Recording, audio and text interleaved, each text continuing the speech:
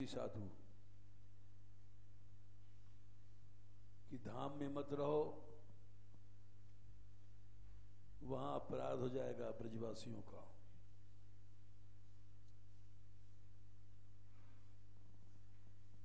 और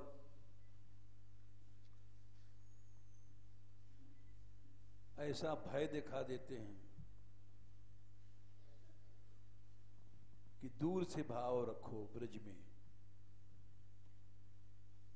ब्रजवास नहीं करो। ऐसी अशास्त्रीय बातें कहते हैं, नास्तिक पने की बातें कहते हैं, जिससे जीव का नुकसान हो जाए। जीव बेचारा सीधा साधा समझता तो है नहीं। ऐसे हमारे सामने भी कई बार समस्या आई कि हमारे गुरुजी कहते हैं कि धाम में मत रहो, दूर से भाव रखो। वहां रहने पर हमारा भाव घट जाता है। अपना उदाहरण देते हैं, अपना अनुभव बताते हैं। और बड़े बड़े महात्मा लोग नामी, जिनके बहुत से शिष्य हैं,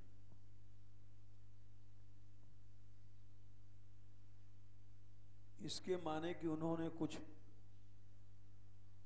यही कहेंगे श्री जी कृपा नहीं है। अभी वो यही नहीं समझ पाए कि भगवान का अवतार क्यों होता है, धामावतार क्यों होता है, नामावतार क्यों होता है। बोले नामावतार होता ही है, धामावतार होता ही है अपराधियों, पतितों, अयोग्य जो लोग, उनके उद्धार के लिए, जिनका कोई रास्ता कल्याण का नहीं है।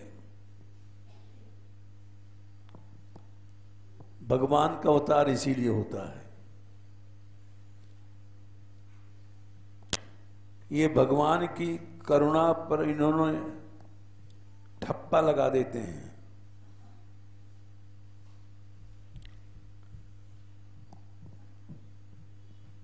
और जैसे कि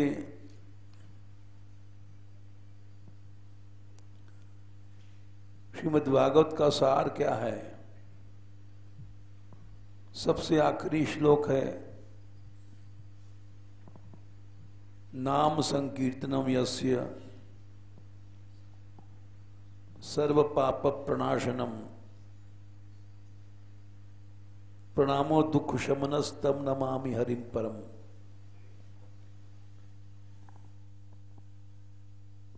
ये भागवत का आखिरी श्लोक है।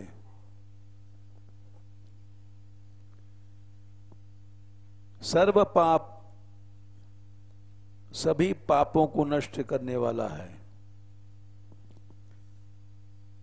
भगवान का नाम कीर्तन।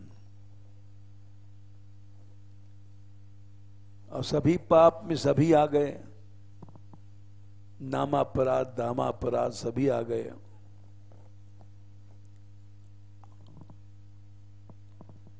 तो भगवान का अवतार होता ही है। जो अपराधी हैं, पतित हैं, देखो जैसे 12वें स्कंद में 12वां श्लोक है, भगवान का नाम विवश होकर के भी कोई ले ले, विवश माने धोखे में, गिरते पड़ते उठते बैठते,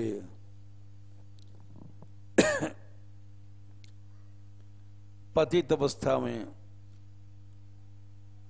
12 सही 12/46।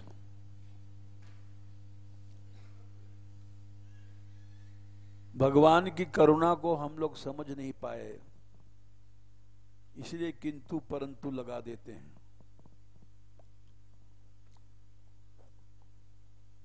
कि वहां नहीं रहो, भाव घट जाएगा, ब्रज में रहोगे। ये सब नास्तिकता की बातें हैं। 12:46 में कहा गया है, पतितः स्खलितश्चार्तः क्षुत्वा वा विभुषो ब्रुवन् हरे नमः इत्युच्चैर्मुच्यते सर्वपातकात्।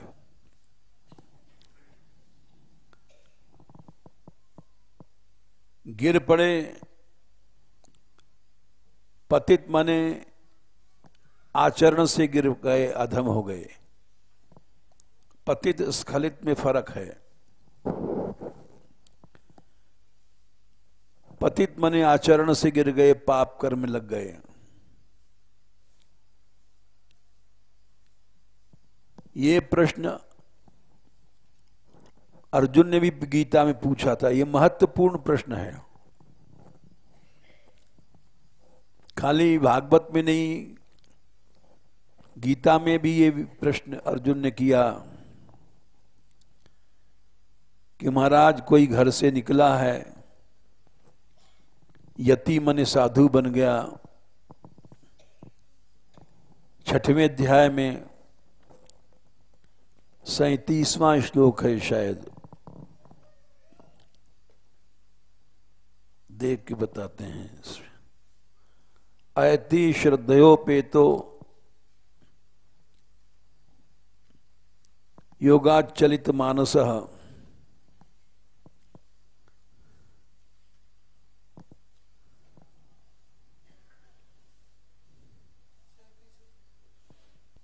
सैंतीसवां है। अप्राप्य योग संसिद्धिम काम गतिम कृष्ण गच्छति। बड़ा खोल करके पूछा है अर्जुन ने। आयति माने अब यम संयम नहीं रहा, भोग में डूब गया, खुला शब्द है। आयति माने संयमी नहीं रहा, आचरण से गिर गया। लेकिन श्रद्धयो पे तो श्रद्धा है उसकी। योगाचलित मानस, योग से उसका मन हट गया, तो अप्राप्य योग संसिद्धिम, योग की सिद्धि तो मिलेगी नहीं। काम गतिम कृष्ण गच्छति, उसकी क्या गति होगी। घर भर छोड़ दिया, साधु बन गया, तो ऐसे में उसको संसार संजोगी कहता है। साधु बन करके जो दोबारा ब्याह कर ले उसको निकाल देते हैं। संत ज्ञानेश्वर के पिता को निकाल दिया गया था, क्योंकि वो साधु बनने के बाद विवाह करना पड़ा था गुरु की आज्ञा से। गुरु थे रामानंद जी, वो दक्षिण यात्रा को जा रहे थे, तो उस समय ये झूठ बोल करके ही साधु बने। गुरु पाक के पास गए थे और गुरु ने पूछा, तुम्हारा विवाह तो नहीं हुआ है? बोले नहीं। तो उन्होंने शिष्य बना लिया।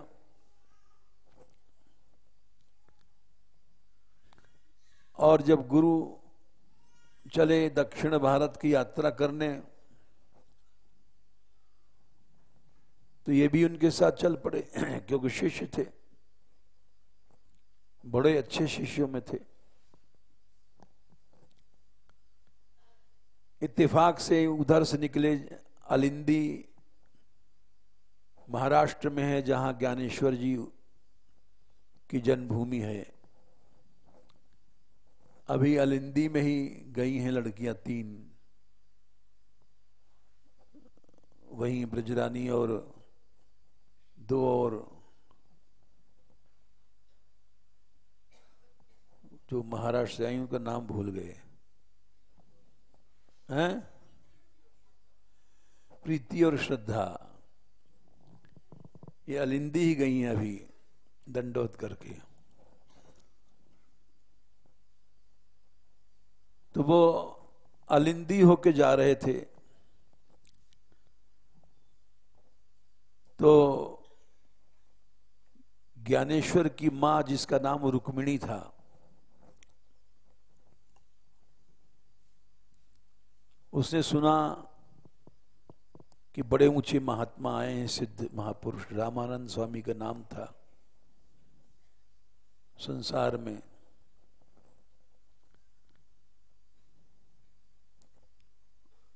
तो दर्शन करने के लिए दौड़ी।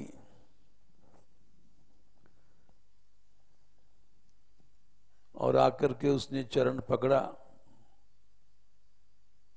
तो उन्होंने आशीर्वाद दिया,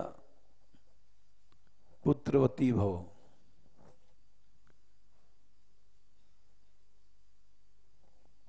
तो उसने कहा, महाराज हम पुत्रवती कहां से होंगी, हमारे पति तो आपके शिष्य बन गए हैं। तो रामानंद जी ने बुलाया ज्ञानेश्वर को। क्यों रे, तू तो कहता था हमारा ब्याह नहीं हुआ, हमसे झूठ बोला।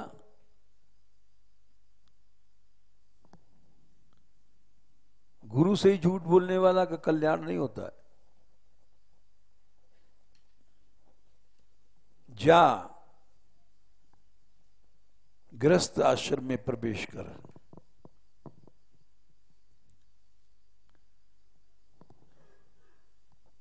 उनको जाना पड़ा।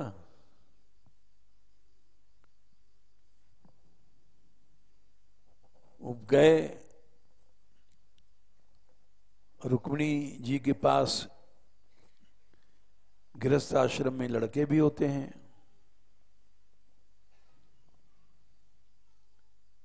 ज्ञानेश्वर,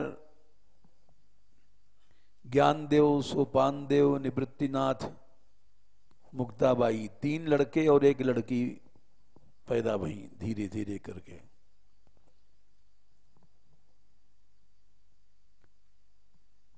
जब लड़के बड़े भये तो वहां परंपरा थी ब्राह्मणों में वेद पढ़ने की, वेद पढ़ने पढ़ाने की।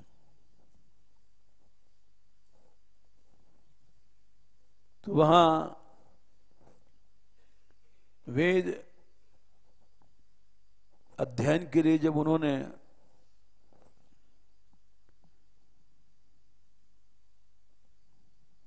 ब्राह्मणों के पास, ज्ञानेश्वर के पिता ने ज्ञानेश्वर को दाखिल कराना चाहा तो उन लोगों ने मना कर दिया कि तुम संजोगी हो, तुम्हारे बच्चे को वेद पढ़ने का अधिकार नहीं है। संयोगी माने तुम साधु थे, व्युत्क्रम हुआ, फिर उल्टा गृहस्थ में लौटे, तो इसलिए ये संयोगी का लड़का है, इसको वेद हम नहीं पढ़ा सकते। तो उन्होंने कहा कि कर्म हमने किया, दंड बच्चा क्यों भोगे। बोले नहीं, भोगना पड़ेगा, शास्त्र की मर्यादा है।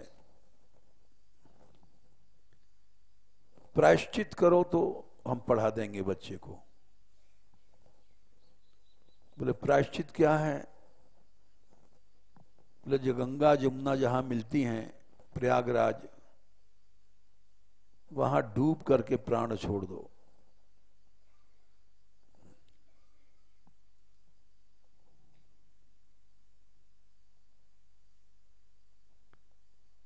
उन्होंने सोचा, रुक्मिणी देवी और ज्ञानदेव के पिता ने, अपने बच्चे के लिए हमको त्याग करना पड़ेगा। दोनों प्रयाग में गए और जहां धारा गंगा जमुना की मिलती है वहां पत्थर बांध करके कूद गए और आत्महत्या ने प्राण छोड़ दिया। लेकिन फिर भी पंडितों ने उनको नहीं अपनाया।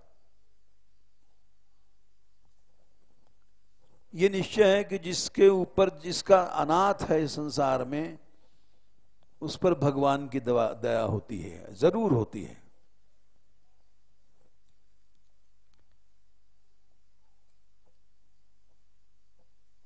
इसी प्रायश्चित के चमत्कार से ज्ञानेश्वर में चमत्कार आया। पंडितों ने कहा नहीं, तुमको वेद नहीं पढ़ाया जाएगा।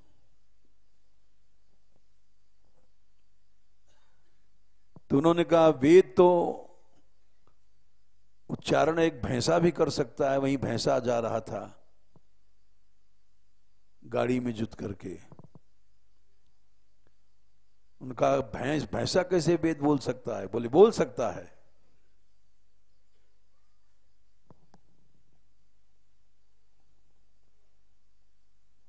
बोले बुला के दिखाओ। बोले हाँ। भैंसा को लाया गया, भैंसा की पीठ पर हाथ रखा उन्होंने और भैंसा अपने स्वर में वो बोलने लग गया। और सब लोग चकित हो गए। फिर भी हठ धर्मी मनुष्य नहीं मानता है। पढ़ने लिखने से कुछ नहीं होगा। भगवान ने कहा पढ़ने लिखने से क्या होगा? सदृशम चेष्टते स्वस्या प्रकृतिर ज्ञानवान अपि। 3/33 गीता जी। पढ़ करके ज्ञानवान भी अपनी प्रकृति को नहीं जी सकता। प्रकृतिम यान्ति भूतानि निग्रह किम करिष्यति। संयम फयम कुछ नहीं काम देगा भाई। तुम्हारी जो प्रकृति है वो नहीं बदली है।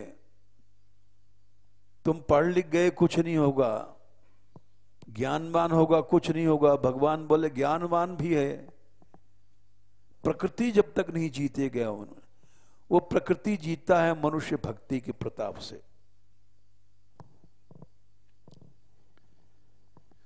योग आदि से नहीं।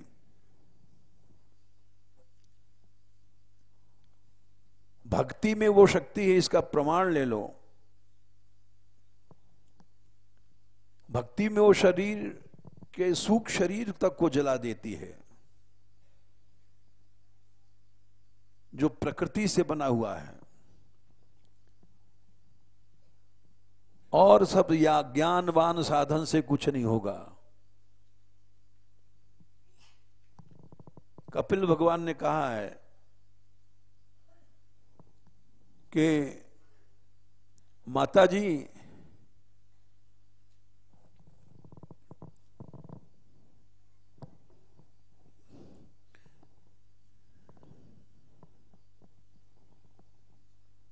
अनिमित्ता भागवती संख्या क्या है?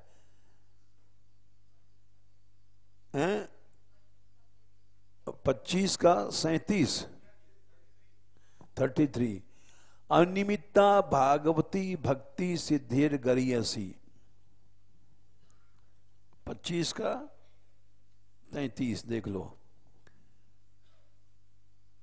जो भगवान की निष्काम भक्ति, अनिमित्ता माने निष्काम भक्ति है, वो मुक्ति से बड़ी, सिद्धे माने मुक्ति से बड़ी है। जरत्याशु या कोशम, वो पंच कोशों को भी जला देती है, लिंग शरीर जो कभी नहीं जलता। जैसे निगीर्णम अनिलो यथा, भोजन तुमने किया और पेट में कोई अंगीठी नहीं है कि भोजन पचाने के लिए तुमको पेट में अंगीठी जलानी पड़े, वो जठराग्नि अपने आप तुम्हारे भोजन को जला देगी। निगीर्णम अनिलो यथा, वैसे ही भगवान की अनिमित्ता भक्ति, मतलब की भक्ति नहीं, मतलब की भक्ति तो राजस हो जाएगी। भक्ति भी राजस, तामस, सात्विक, निर्गुणा, ये तीसरे स्कंद में 29वें अध्याय में बताया गया है। हम जैसे लोग भक्ति को राजस कर देते हैं कामनाओं से, हिंसा आदि विकारों से तामस कर देते हैं, और नाम है ऊंचे भक्त, बड़ा ऊंचा नाम है, हजारों चेला चेली शिष्य शिष्या, लेकिन मन में कामनाओं के कारण सब गड़बड़ हो जाता है। वृंदावन में यही हो रहा है, हम सब में यही हो रहा है। ऊंचे रसिक बन जाते हैं और लक्ष्य, भोग, कामनाएं, क्रियाएं राजस तामस हैं, नाम है बड़े ऊंचे रसिक हैं। हमारे यहां भी एक दुर्घटना भई, एक बहुत अच्छी लड़की थी, सुंदर थी, उसके पिता का नाम नारायण दास था, निम्बार्की थे। वो यहां अपने बच्ची को रख गए, भक्ति सीखेगी। इन लोगों के सामने, तुम थे उस समय? हाँ, इन सब ने देखा है, हमने समझा शायद ये नहीं थे, पुरानी बात है। अब तो शरीर पूरा हो गया, हाँ ठीक है, लेकिन वो चक्कर में आ गए। बोले महावाणी यहां नहीं होती है तो हम लोग इसको नहीं मानते हैं। हमने कहा मत मानो। अपनी लड़की को ले गए वृंदावन, जहां महावाणी पढ़वाने के लिए, लेकिन वहां पढ़ाने वाले थे, उनका संपर्क हुआ, रस की बातें करने में प्रारंभिक साधक को काम जाग सकता है, काम वासनाएं। लंबा इतिहास है, कहने से फायदा नहीं। उसको वहां से भी भागना पड़ा, फिर दूसरी जगह गई, दूसरी जगह, यानी बड़ी दुर्दशा उसकी भई। और अब वो बेचारी जुरहरा में पड़ी है।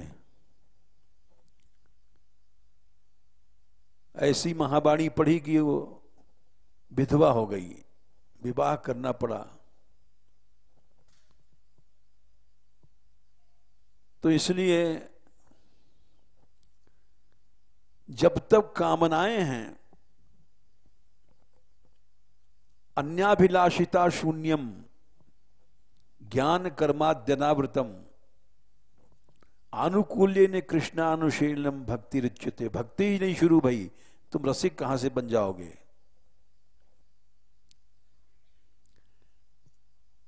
अभी तो भक्ति की शुरुआत ही नहीं भाई। भक्ति को तुमने समझा ही नहीं।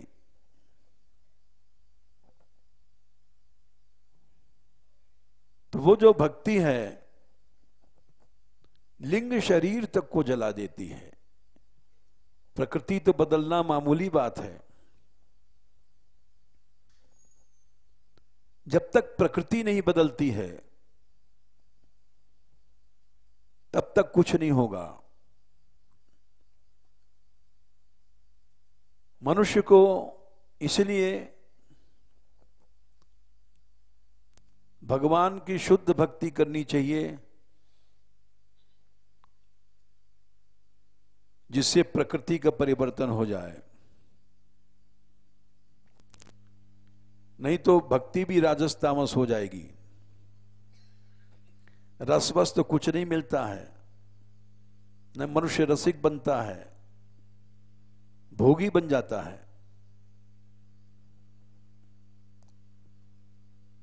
तो अर्जुन ने पूछा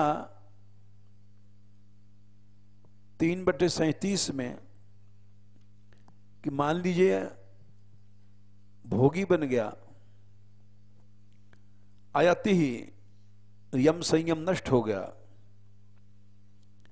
योगाचलित मानस, योग से उसका मन चल गया, योग की सिद्धि उसको नहीं मिली, उसकी क्या गति होगी। बोले उभय भ्रष्ट तो नहीं हो जाएगा, दोनों तरफ से गया, वर्णाश्रम धर्म से भी गया और यति धर्म जो किया था, साधु बना था, वो भी चला गया। कच्चिन्नो भय विभ्रष्ट छिन्ना भ्रम नश्यति। जैसे बादल टुकड़े टुकड़े होकर के हवा फाड़ देती है और नष्ट हो जाता है। अप्रतिष्ठो महाबाहो विमूढ़ो ब्रह्मणा पथि। बेचारा चला था घर से और पहुंच नहीं पाया, ब्रह्म के रास्ते पे खड़ा है, तो हमारे इस संशय को दूर करो। भगवान ने उत्तर दिया, बोले आपके अलावा कोई आदमी इस संशय को दूर करने वाला नहीं है। त्वद अन्य संशयस्य छेत्ता नहीं उपपद्यते। क्योंकि आप भगवान हैं,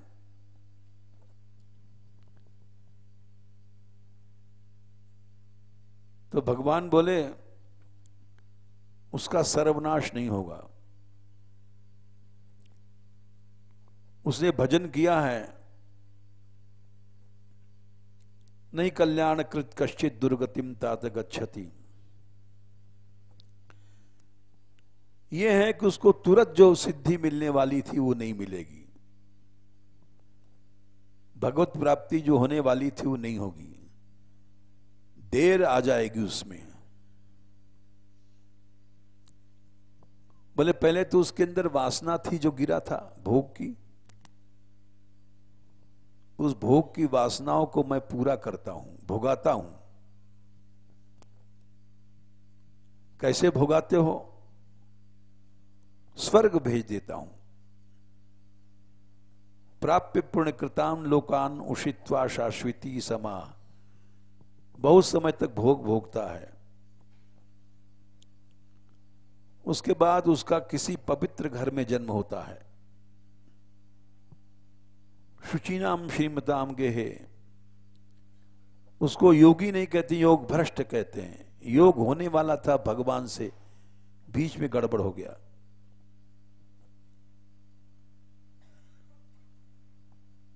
या तो वहां जन्म होगा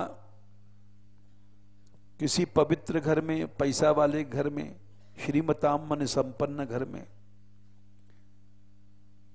या योगियों के घर में जन्म हो जाएगा, बचपन से ही भजन करेगा, बल्कि बचपन से ही पेट से ही भजन संस्कार बन जाता है, तो समझ योग भ्रष्ट है। गर्भ से ही संस्कार बनने लग जाते हैं, जैसे प्रहलाद का संस्कार गर्भ में बना था नारद के उपदेश से। अभिमन्यु का चक्रव्यूह का संस्कार गर्भ से बना था। यह जन्म बहुत कठिन है, गर्भ से ही भक्ति मिल जाए। अथवा योगिना में कुले भवति धीमताम एतद्धि दुर्लभ तरम लोके जन्म यदि दृश्यम। दुर्लभ से दुर्लभ तर है, यानी उस जन्म से जो श्रीमान के घर से जन्म हुआ था उससे ज्यादा ऊंचा ये है दुर्लभ। किसी योगी के घर में जन्म हो जाए, योगी माने भक्ति योगी, गर्भ से ही भक्ति चल रही है। वहां होता क्या है, उसको वही पूर्व जन्म का बुद्धि संयोग प्राप्त हो जाता है। तत्र तम बुद्धि संयोगम लभते पौर्वदेहिकम। और फिर साधन करता है सिद्धि के लिए। पूर्वाभ्यास माने पूर्व जन्म का जो अभ्यास था, इससे अवश्य होकर के भक्ति मार्ग में आ जाता है। जिज्ञासुरपि योगस्य शब्द ब्रह्माति वर्तते। सच्ची जिज्ञासा पैदा हो जाती है इसको, और वेद के सब बंधनों से ऊपर चला जाता है। फिर वहां साधन करता है। प्रयत्नाद्यत मानस तो योगी संशुद्ध किल्बिषः, और एकदम शुद्ध नहीं संशुद्ध हो गया। जिन वासनाओं के कारण गिरा था वो दूर हो गई, और अनेक जन्म के बाद परागति को प्राप्त हो जाता है। वो सबसे बड़ा बन जाता है। तपस्विभ्योधिको योगी ज्ञानीभ्योपि मतोधिकः कर्मिष्ठभ्यश्चाधिको योगी तस्माद् योगी भवार्जुन। वो जो योगी है, योगिनाम अपि सर्वेषां मद्गतेन अंतरात्मना। एक बार एक बहुत नामी योगी आए थे, भारतवर्ष में उनका बड़ा नाम था, नाम नहीं बताएंगे। तो वो उन्होंने यहां आकर के कहा कि महाराज हम हठ योगी थे, भगवान ने स्वयं कहा इस सबसे बड़ा योग है। ये 46वां और 47वां श्लोक कहा उन्होंने, योगिनाम अपि सर्वेषां तस्माद् योगी भवार्जुन। हमने कहा आपने इस श्लोक को क्या ठीक से समझा?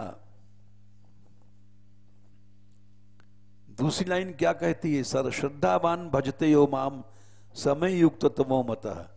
भक्ति योगी के लिए बात कही गई है, हठ योगी के लिए बात नहीं कही गई है। बात सही थी, शब्द क्या कह रहा है? मद्गतेनांतरात्मना श्रद्धावान भजते यो माम मन श्री कृष्ण रूपम। बात सही थी। वो कुछ खिसिया गए और बोले आप हठ करते हैं। हमने कहा हम नहीं करते, हम अपना पक्ष हटा लेते हैं, आप श्रेष्ठ हैं, बस हम विवाद नहीं करते। हमने तो सत्य बात रख दिया सामने, जो भगवान ने कहा है, जो हमने समझा है वो हमने आपसे कहा। बोले नहीं आप तो खींचा खींची करते। हमने कहा ऐसे समझ लीजिए आप हमारी बात को मत माने। चले गए। लेकिन बात है कि भक्ति में ही वो शक्ति है। अनिमित्ता भागवती भक्ति सिद्धेर गरीयसी 3:25-33 जरत्या आशुया कोशम, वो हमारी पंच कोशों को, लिंग शरीर तक को जला देगी। मुक्ति मुक्ति से भी बड़ी है वो। सिद्धेर गरीयसी, क्यों? वहां संशय है ज्ञान आदि मार्गों में कि वो पंचकोश जले या न जले। यहां सर्टिफाइड बात है, गारंटी है। भगवान की भक्ति करो, अनिमित्ता भक्ति होनी चाहिए। मतलब की भक्ति नहीं कि हमको धन मिल जाए, पैसा मिल जाए, भोग मिल जाए, नाम है भागवताचार्य, 20 लाख के ठेका हो रहा है कथा का। ये अनिमित्ता भागवती भक्ति नहीं है, निमित्ता भक्ति है। पैसे के लिए तुम कर रहे हो कथा, पैसे के लिए कीर्तन कर रहे हो, पैसे के लिए प्रवचन कर रहे हो, ये अनिमित्ता भागवती भक्ति नहीं है। हम भगवान को नहीं ठग सकते। हमारा काम तो ऐसा है कि सिर काट दिया जाए तो भी कोई अनर्थ नहीं है। दाऊ जी ने जब सूत जी को मारा था तो कहा था सबसे बड़े पापी हम जैसे लोग, धर्म के पीछे जो रिलीजन बिजनेस करते हैं, वो सबसे बड़े पापी हैं इस संसार के। अदांतस्य अभिनीतस्य वृथा पंडित मानिनः न गुणाय भवन्ति स्म नटस्य वाजितात्मनः। जैसे नट बड़ी बड़ी विद्याएं दिखाता है, वैसे हम लोग भाषण बड़ा लंबा देते हैं नट के तरह। और एक संपादक ईश्वर प्राप्ति के थे, उनका शरीर पूरा होगा, मधुर जी, भागड़ा जी जिनको कहते हैं, वो मुंबई रहते थे, भाजपा का किसी समय अध्यक्ष थे। 55 साल पुरानी बातें हैं। वे आते थे हमारे पास, तो उनके पास बड़े बड़े फिल्मी एक्टर्स भी आते थे। कथा तो लंबी है। वो कहते थे भाषण से कुछ नहीं है, हम भी ऐसा लेक्चर दे दें, रुला देंगे आदमी को। न गुणाय भवन्ति स्म नटस्य वाजितात्मनः। एक नट बहुत बढ़िया भाषण बोलता है या कुछ एक्टिंग करता है, कला करता है, लेकिन अदांत नहीं है, अविनीत है। वध्या में धर्मध्वजिनः, उसका वध कर दो। ते ही पातकिनोधिका, वे ज्यादा बड़े पापी हैं जो रिलीजन बिजनेस करते हैं। नामापराध ज्यादा है उसमें।